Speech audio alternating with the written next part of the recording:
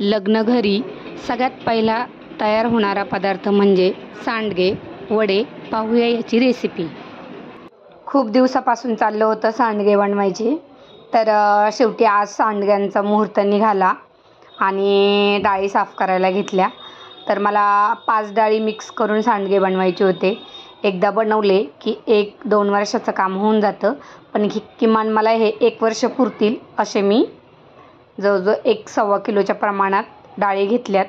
तर माझ्याकडे तूर डाळ केलेली होती, त्याची थोडीशी भरड होती, ती पण मी याच्यामध्ये वापरली. ते पाखडून त्याचं सालं वगैरे काढून घेतली, डाळ व्यवस्थित निवडून घेतली.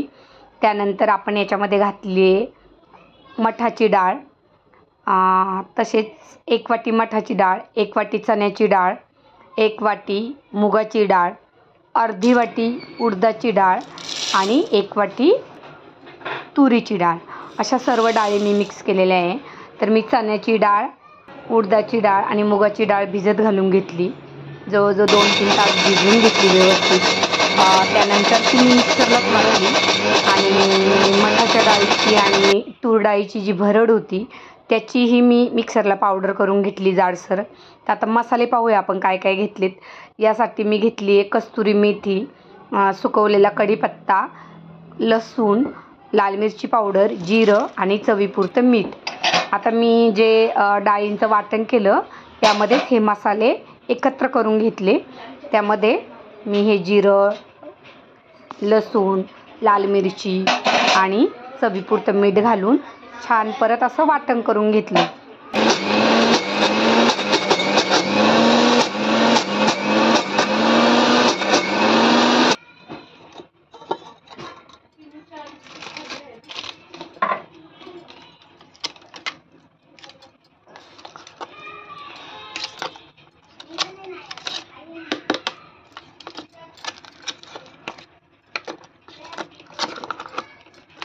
आता हे चांगलं वाटून घेतलं, परत व्यवस्थित मिक्स करून घेतलं मसाले. आणि आता यावर मला घालायचं होतं सुकलेला जो कढीपत्ता आहे तो, कस्तुरी मेथी आणि कोथिंबीरही माझ्याकडे सुकलेली होती, ती मी कुस्करून घेणार होते. तर अशा पद्धतीने मी आता सर्व मसाले मिक्सरमध्ये घालून घेतले आणि तेही व्यवस्थित मिक्स केले. आणि त्याच्यानंतर परत एकदा मी मिक्सर फिरून घेतला आणि छान कढीपत्ता व कस्तुरी मेथी या डाळींमध्ये छान अशी बारीक मिक्स करून घेतली.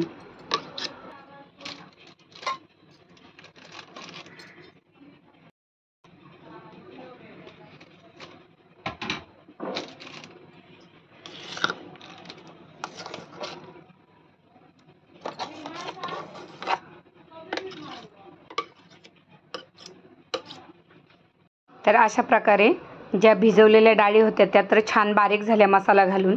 त्यानंतर ज्या डाळींची मी पावडर केली होती मिक्सरवर, छान भरड निघाली होती, त्यावर मसाले घालून घेतले. हळद पावडर, मिरची पावडर, थोडंसं हिंग.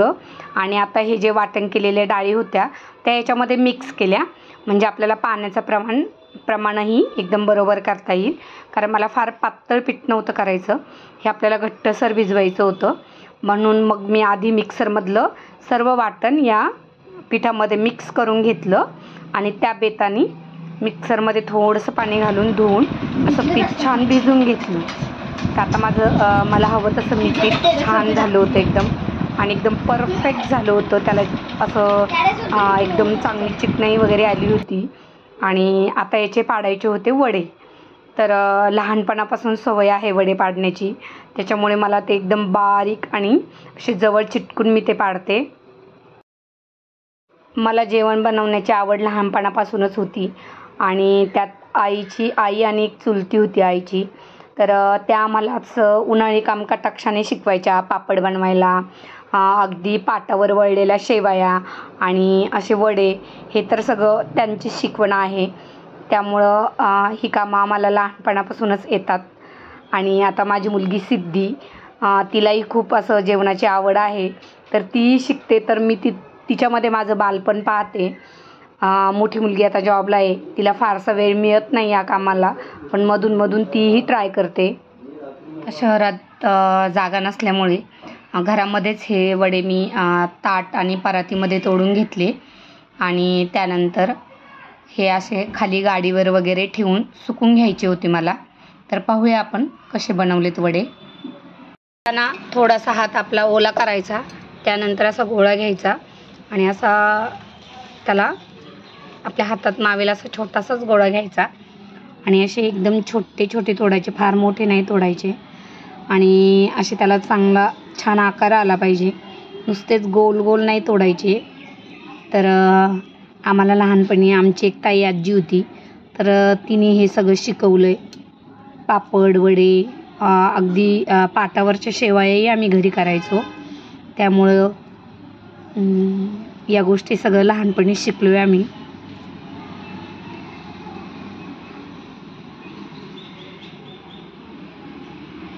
माझ्या सोबतीला आल्यात बाजूच्या जाधवताई, तर त्याही मला हेल्प करतायत आणि त्यांनी एक ताटावरती असे वडे तोडून दिले. तर दोघींनी मिळून आम्ही असे सगळे वडे तोडून घेतले आणि त्यानंतर आता सुकवायचे होते. त्या पद्धतीने मी वडे तर सगळे तोडून घेतलेत, पण बाहेरील वातावरण पाहता जरा ही ऊन नाही आहे, एकदम पावसाचं वातावरण झालं आहे, ढगाळ. त्यामुळे माझे वडे कसे सुकणार आहे आता मला माहीत नाही. पाहूया आपण ऊन पडतं आहे का आणि कसे वडे सुकतात तेही पाहूया. तसं जरी ऊन नाही पडलं तर मी 2 दिवस फॅनच्या हवेखाली सुकून घेईल आणि नंतर मग ते उन्हामध्ये सुकवणार आहे.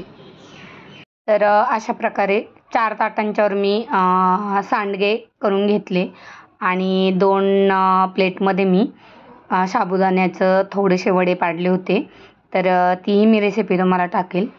आणि थोड्या वेळ असं घरातच सुकून त्यानंतर पावसाचा अंदाज घेत 2 दिवस खाली गाडीवरती प्लेट ठेवून हे वडे चांगले असे कडकडीत सुकवले आणि आता स्टोअर करण्यासाठी छान आपल्याला हे एका बरणीत भरून ठेवायचेत.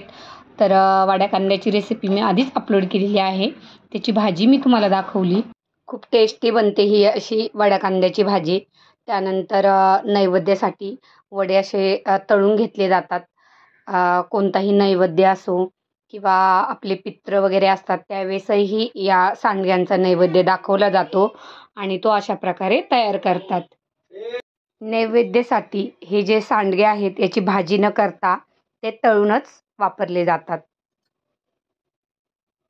तर या प्रकारे 5 मिश्र डाळींची केलेली भरड आणि यापासून तयार केलेले हे सांडगे. तर ही रेसिपी तुम्हाला कशी वाटली नक्की कमेंट करून सांगा आणि माझी ही रेसिपी आवडली असेल तर चॅनलला सबस्क्राईब नक्की करा. धन्यवाद.